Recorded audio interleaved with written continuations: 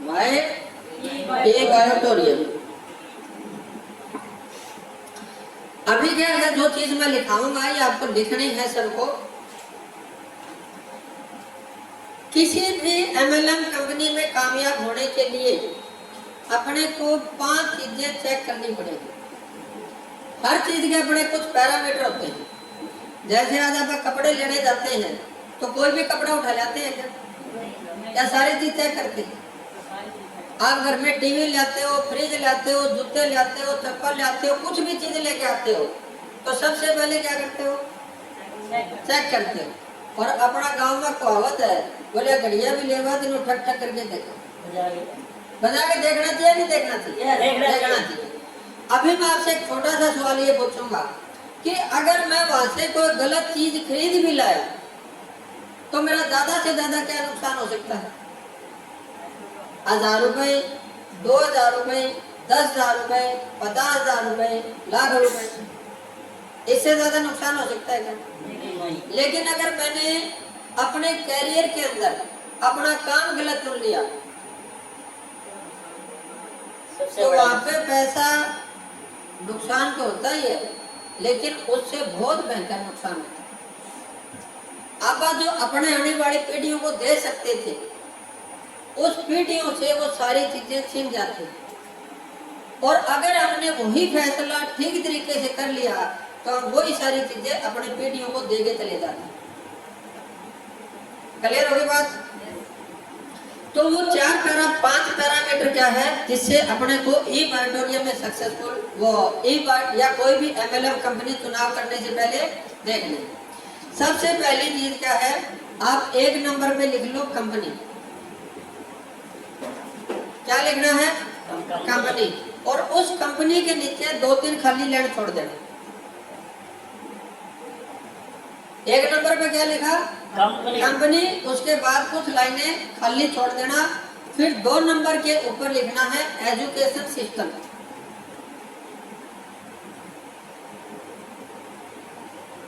क्या लिखना है?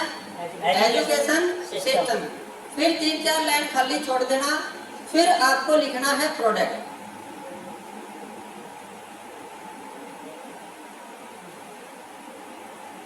क्या लिखना है? प्रोडक्ट। और फिर कुछ 3-4 लाइनें खाली छोड़ देना। फिर 4 नंबर पे लिखना है इनकम प्लान। क्या लिखा है? और फिर 5 नंबर पे है वो क्या चीज है? सेल्फ आपा खुद। अपने में से कोई ऐसा है जो ये 5 बता सकता है? बता सकता क्या है? पहला है कंपनी। 2 नंबर पे क्या है? 3 नंबर पे क्या है? 4 नंबर पे क्या है? और 5 नंबर पे क्या है? आप क्लियर हो गई? Thank you. अभी जो आपने कंपनी लिखा है, इस कंपनी में मेरे को क्या क्या चीज देखनी है वो चीज लिखो आप। पहली चीज क्या है कि वो कंपनी लीगल काम कर रही है या नहीं कर रही। अब ये कैसे पता चलेगा कि लीगल काम कर रही है या नहीं कर रही?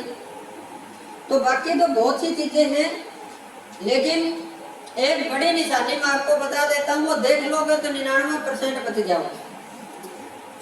भारत सरकार क्या बोलती है कि एमएलएम कंपनी के नाम पे या एमएलएम कॉन्सेप्ट के अंदर आप कोई भी फाइनेंशियल प्रोडक्ट को यूज नहीं कर सकते। समझ आ गई? फाइनेंशियल प्रोडक्ट क्या क्या आते हैं? RD, FD, life insurance, saving account, property या इससे शेयर मार्केट, म्यूचुअल फंड, ये सारी की सारी चीज कोई भी इनमें से अपन नेटवर्क मार्केटिंग के अंदर एज ए प्रोडक्ट यूज नहीं कर सकते। पहली चीज क्लियर है? yes. अगर आपके सामने कोई भी ऐसा बंदा आता है जो कोई भी फाइनेंशियल प्रोडक्ट को अपना जो है उसको एमएलएम के अंदर बताता है, तो ये मान लेना कि वो एमएलएम कॉन्सेप्ट के अंदर लीगल नहीं है। जैसे एफडी करवाना लीगल है या नहीं? अब वो क्या बोलेगा जी एफडी तो सारी दुनिया ही करावे, एफडी करवाना लीगल है, लेकिन एमएलएम कॉन्सेप्ट के अंदर अगर आप एफडी को प्रोडक्ट लेके आते हो तो वो गैर कानूनी। क्लियर होगी बात? आरडी किसको बोलते हैं? जैसे आज आप बैंक के आपके पास कॉल आएगा कि आप आरडी करवा लो, रेकरिंग डिपॉजिट, हर महीने 2-2, 4-4 हजार रुपया म्यूचुअल फंड में करवा लो या फिक्स उसमें करवा लो, वो क्या है? लीगल है। लेकिन अगर कोई भी आपको आरडी या इस तरीके का प्रोडक्ट आपको एमएलएम के अंदर लेके आता है तो वो क्या है? इलीगल है। क्लियर होगी बात? अब दूसरी चीज है कि आप एमएलएम कॉन्सेप्ट के अंदर कोई भी ऐसी चीज जिसके अंदर आपको फ्यूचर प्रॉमिस किया जाता है। फ्यूचर प्रॉमिस का मतलब क्या है कि आप मेरे को 1 लाख रुपए 2 लाख रुपए दे दो और हम आपको इतने साल तक इतने इतने रुपए देते रहेंगे। समझ आगे बात? या आज आप हमारे को 2 लाख रुपए दे दो और हम आपको 3 साल के बाद इतने दे देंगे। अगर ऐसी कोई भी चीज आपको नेटवर्क मार्केटिंग के नाम पर दी जाती है तो वो काम गैर कानूनी है। क्लियर होगी बात? अब ऐसे लोग आपको 2 चीज बताएंगे, इतने साल से चल रहा है और टेम्पर पिज्जा होगा। क्या है? इतने साल से चल रहा है और टेम्पर, ये 2 चीज थोड़े दिन पहले भी थी नहीं, थोड़े दिन पहले थी ना? क्या लग रहा था? उससे बड़ा प्यार है। क्लियर होगी बात? अब दूसरी चीज, और मैं एमएलएम की बात नहीं करता, आप दुनिया में कुछ भी काम कर लो और किसी भी देश में कर लो, अगर वो काम कानूनन नहीं है तो वो लंबा चल सकता है क्या? कभी बड़ा बन सकता है क्या? आज आप अपने इर्द गिर्द देखते हैं कुछ लोग वो टैक्स चोरी करने के लिए पक्के बिल पे माल नहीं भुगताते, उनको कभी बड़ी कंपनी बनते हुए देखा है? और जो बड़ी कंपनी है वो बिना माल कभी बिल बेचती नहीं है। क्लियर होगी बात? अब दूसरी चीज, वो चीज है लीगल के साथ एथिकल। क्या होना चाहिए? एथिकल। एथिकल का मतलब सिद्धांत। अब वो कंपनी एथिकल है या नहीं, या एथिकल आगे रहेगी या नहीं रहेगी, उसके लिए मैं आपको 4 निशाने बता देता हूँ। कितने? 4। ये लिख लेना, क्योंकि ये लिख लिए तो बच जाओगे और नहीं लिखा है तो फिर हाँ। अब वो 4 निशाने क्या वो सुन लो आप। पहली चीज क्या है कि आपको पावर लैग दे दूंगा या पावर लैग दे दे, जहां पर ऐसी बात आ गई ये मान लेना यहाँ पे एथिक्स नहीं है। पहली चीज क्या है? पावर लैग दे दूंगा या पावर लैग दे दे, ये लाइन एथिकल नहीं है। दूसरी लाइन क्या है? Non working income. कौन सी है? Non working income. तीसरी लाइन क्या है? Bulk purchasing. तीसरी लाइन क्या है? Bulk purchasing. Power lag, non working, bulk purchasing, और चौथा कह रहा है क्या? सेटिंग मिल जाएगी। क्लियर होगी बात? तो क्या मिल जाएगी? सेटिंग मिल जाएगी। तो अभी कुछ लोग नए साथी हैं यहाँ पे, उनको अभी तक ये नहीं समझ आता कि पावर लैग क्या होती है। पावर लैग हम किसको बोलते हैं कि जैसे आप अपना प्लान देखेंगे और उसके अंदर आपको एक साइड चली हुई लैग मिल जाएगी, उसको क्या बोलते हैं? Power lag. उसको क्या बोलते हैं? Power lag. अभी मैं आपसे एक छोटा सा कॉमन सेंस का सवाल पूछूंगा। आप लोगों ने अभी काम शुरू किया है, आप किसी को चली हुई लैग दे सकते हो क्या? कोई भी बंदा दे सकता है क्या? यानी कि जो बंदा आपके पास अभी आया है वो आपको बंदा पावर लैग नहीं दे सकता, तो फिर वो पावर लैग आपको कहां से देगा? उस कंपनी के अंदर कोई ना कोई ऐसा सिस्टम होता है कि ऊपर जो आईडी लगी हुई है उसमें उसका नाम चेंज कर दिया जाता है। समझा की बात आपको?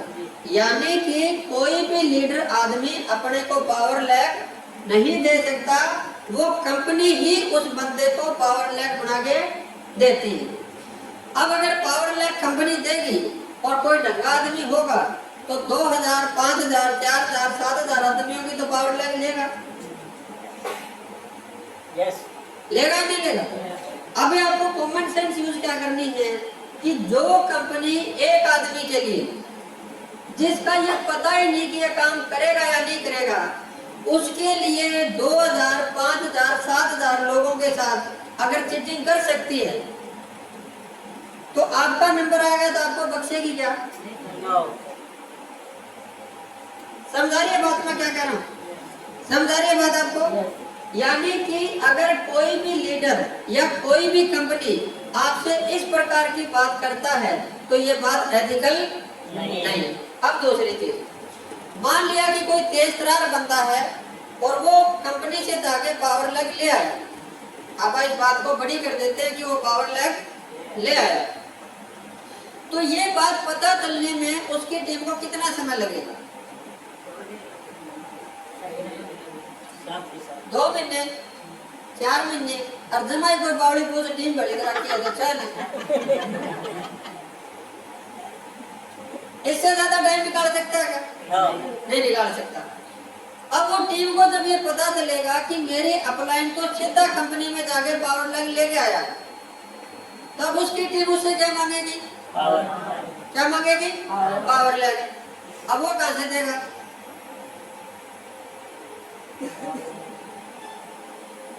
वो तो दे नहीं सकता। अब पावर लैग कौन दे सकता है? कंपनी दे सकती है। तो अब वो क्या करेगा? वो कोई दूसरे ऐसे बंदे को ढूंढेगा जो उसकी आईडी का नाम और कहीं चेंज कर दे।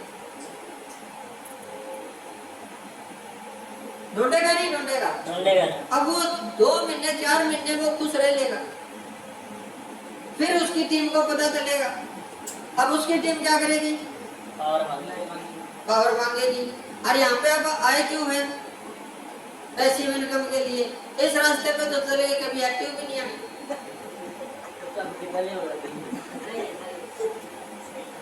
क्लियर हो रही है बात आपको? तो पहली चीज क्या है, जहाँ से आपसे पावर लैग मांगी जाती है या कोई आपको पावर लैग देता है वैसे उसी टाइम निकल गए। क्लियर होगी बात? अब दूसरी चीज वो है नॉन वर्किंग इनकम। क्या है? Non working income. Non working का मतलब क्या है? बिना ही काम किए पैसे आएंगे। अब सुनने में कितना प्यारा लगता है? सुनने में बहुत प्यारा लगता है। बाबू विलियम नजर आता है। क्यों? जब से पैदा हुए तब तक बाबू ने कान मरोड़े, क्या करके खाना पड़ेगा? कमा के खाना पड़ेगा। अरे मेरा बाबू ने माथा आदमी मेरे के ना आ गया जो मेरा कौन सी इनकम दे है? बिना काम करे। आज तक जो कोई आपने देखना है, आपने मतलब किसी टाइम या जो है सुने मुझे बैठे ना कोई देखने आवागा। अब वो घर पड़ते ही या रिश्ते का जिक्र करते ही सबसे पहले क्या पूछते हैं? छोरा काम के करे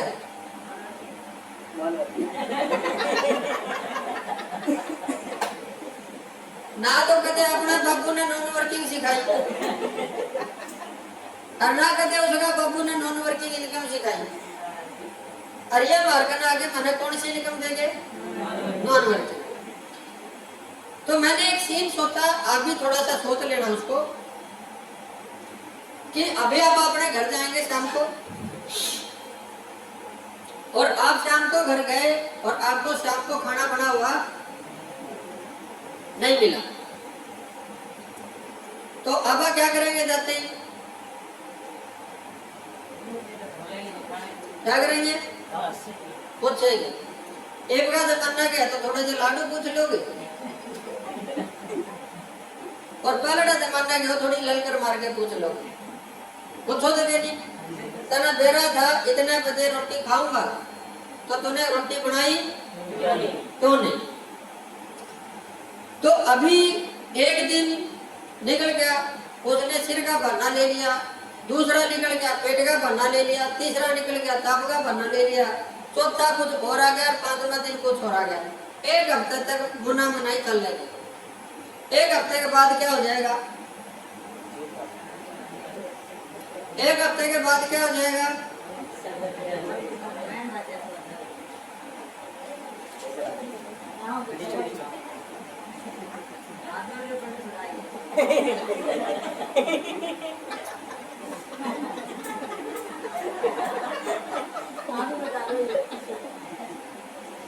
अगर थोड़ा सा शांत से हुआ है तो पंचायत बुला लेगा, बात कर लेगा। कोई थोड़ा सा उगर से होगा, मुकल्लात कर लेगा। करेगा नहीं करेगा? क्यों नहीं, क्यों करेगा? क्योंकि जिस काम की रिस्पॉन्सिबिलिटी के लिए आप उसको लेके आए थे, अगर उसने वो काम नहीं किया तो जिसके साथ मैंने 7 जन्मों के वचन लिए थे उसके साथ मैं 7 दिन नहीं निभा पाया। समझ आ गई बात? अब इसका उलट भी है कि आप सुबह उठे और 9 बजे से घरे बैठे मिले। अब पहले दिन क्या पूछेगी? तबीयत ठीक है क्या? ला दूंगे। दूसरे दिन फिर 9 बजे घर बैठे दिखे। तीसरा दिन फिर घर बैठे दिखे। 7वें दिन क्या हुआ? पंचायत। 7वें दिन क्या होगा? जो बिचावला थे उसने लेके आ जाएंगे। थे हमारी छोरी का रिश्ता करवाया था और बताओ तो काम करे उनको नॉन वर्किंग आज तक समझ है?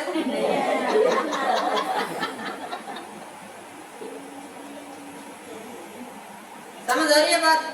आ रही है जी। अभी थैंक यू थैंक यू। एक लास्ट उदाहरण मैं आपको और दूंगा, शायद समझ आ जाए। अभी सबसे चहेता अपने माँ बाप के लिए बेटा होता है, बेटा होता है। और जब से वो पैदा होता है वो माँ बाप उसके लिए सब कुछ करने का प्रयास करते हैं। उस माँ बाप ने उसको पढ़ाया लिखाया, जैसा था उसको पढ़ा, वो 21-22 साल का होगा, उसको जिम्मेदारी नहीं मिल रही थी, जिम्मेदारी नहीं ले रहा था, तो कोई बढ़ाता बढ़ा के रिश्तेदारी में ओला थाना को छोरी भी लिया। किस उम्मीद में कि हमारा छोरा काम लाग जाएगा। वो छोरा 25 का होया, 30 का होया, लेकिन छोरा नॉन वर्किंग में चल रहा है। 30 साल के बाद वही माँ बाप उसी औलाद को बिठा के कह देंगे काम तो लागता हो तो ठीक है, नहीं तो सभ्य भाषा में तेन कहा कि तेरे बिस्तर न्यारे रख ले, और कोई हरियाणा का तेन कहा तेरे पुत्र टूड़िया पठन कर। बोलेगा नहीं बोलेगा? अपने को कॉमन सेंस क्या यूज करनी है कि जब अपनी पत्नी अपने पति को बिना काम करे नहीं खिला सकती, पति अपने पत्नी को बिना काम किए लड़ा नहीं सकता, और माँ बाप बिना काम किए अपने को अपने साथ नहीं रख सकते, तो दुनिया की कोई भी कंपनी, कोई भी आदमी आपको नॉन वर्किंग इनकम क्यों दे देगा? दे सकता है क्या? नहीं। अब वहां पे एक लाइन आती है, बोला कि सिस्टम देता, सिस्टम क्या देता है? सिस्टम। पहले ऐसे सिस्टम नहीं थे, अब नए सिस्टम आ गए, और वो उस सिस्टम का नाम है, एक का नाम है पूल इनकम। क्या नाम है? Pool income. आपके पास पूरी दुनिया में कहीं भी आईटी लगेगी वो तेरे नीचे आएगी, और उन आईडियों से एक पूल बनेगा, और उस पूल में तेरा नाम डल जाएगा। और आज तूने दिए तो 2,500 रुपए हैं, और तेरे 30 लाख रुपए आ जाएंगे। कितने आ जाएंगे? अभी आज से तकरीबन 5-1 साल पहले मेरे को एक साथी मिला था। मैंने कहा भी इस पूल का जिस दिन तेरा पहला राउंड पूरा हो जाए उस दिन मेरे पास आ जाना। आपने सारा हिसाब डिस्ट्रिक्ट के सारे पुल बन दिए, उसका पुल की अब तक ईंट नहीं लगी है।